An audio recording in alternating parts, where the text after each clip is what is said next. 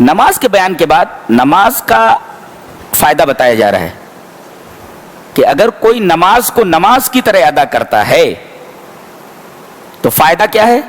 یہ فحشا اور منکر سے روک دیتی ہے. یہاں ہم رک کر فحشا اور منکر کا مطلب بتا دیتے ہیں کہ فحشا کسے کہتے ہیں جس سے نماز روکتی ہے، اور منکر کسے کہتے ہیں کہ نماز جس سے روکتی ہے.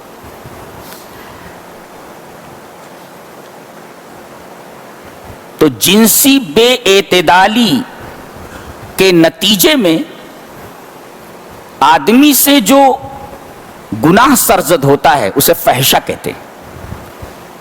جی، جنسی بے اعتدالی، شہوت کی بے اعتدالی سے، جنسی خواہش کی بے اعتدالی سے، اور اس کے نتیجے میں جو گناہ سرزد ہوتا ہے اسے فحشا کہتے ہیں. جیسے زنا ہے، یہ شہوانی بے اعتدالی کے نتیجے میں ہوتا ہے، اور جو جنسی بے اعتدالی کی وجہ سے کے سبب سے گناہ وجود میں نہ آئے اسے منکر کہتے ہیں. اس کا اپوزٹ ہے نا، جنسی بے اعتدالی کے نتیجے میں جو گناہ سرزد وہ فحشا ہے، اور جنسی بے اعتدالی کے علاوہ کسی اور چیز کے نتیجے میں اگر کوئی گناہ سرزد ہوتا ہے تو وہ منکر ہے. منکر کی تعریف بعض مفسرین نے اس طرح کی ہے کہ کل ما تنکر الشرائع والعقول السلیمۃ، منکر ہر وہ گناہ ہے جس کی تمام شریعتیں مذمت کرتی ہوں. حضرت آدم سے لے کر نبی کریم صلی اللہ علیہ وسلم تک جتنے انبیاء کرام آئے اور جتنی شریعتیں ان کو دی گئیں، ہر شریعت کہتی ہے یہ چیز اچھی نہیں ہے. تو شریعتیں جس چیز کو برا کہیں اور ساتھ ساتھ عقل سلیم بھی جس کو برا کہے تو وہ چیز منکر ہے. تو شریعتیں جس گناہ کو، جس کام کو برا کہیں وہ منکر ہے، اور عقل سلیم جس کام کو برا کہے وہ منکر ہے. یہ منکر کی تعریف ہو گئی. اور فحشا کی تعریف تو آپ کو معلوم ہوگی کہ جنسی بے اعتدالی کے نتیجے میں جو گناہ سرزد ہو اسے فحشا کہتے ہیں. غور کریں گے تو آپ کو معلوم ہوگا کہ دنیا کے جتنے بھی جرائم ہیں وہ سب سمٹ کر کے انہی دونوں کے درمیان آ گئے، انہی دونوں کے اندر آ گئے. فحشا، کوئی گناہ ہوگا یا تو فحشا میں داخل ہوگا، اور کوئی گناہ ہوتا ہے تو منکر میں داخل ہوگا. دنیا کے جتنے بھی جرائم اور کرائم ہیں وہ سارے کے سارے فحشا یا منکر میں داخل ہیں. اتنی جامعیت کے ساتھ یہاں بیان کر دیا گیا.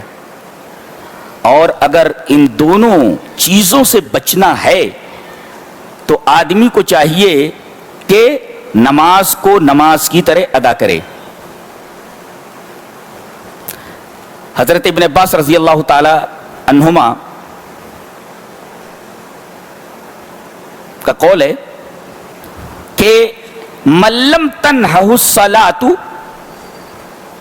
عن الفحشاء والمنکر یا من لم تنہہ صلاتہ عن الفحشاء والمنکر فصلاۃ وبال علیہ، کہ جس آدمی کی نماز اس کو فحشا اور منکر سے نہ روک سکے تو اس کی نماز اس کے لیے وبال ہے.